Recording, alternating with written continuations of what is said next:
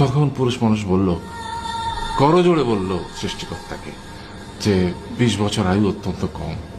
হে প্রভু, আমাকে ওই গাধার, সে যে 30 বছর আয়ু চায়নি, সেটা আমাকে দেয়া হোক।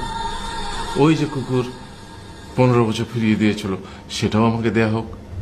আর যে বানর 10 বছর নেয়নি, সেটা আমাকে দেয়া হোক। 20 বছর অত্যন্ত কম, আমি দীর্ঘদিন বাঁচতে চাই।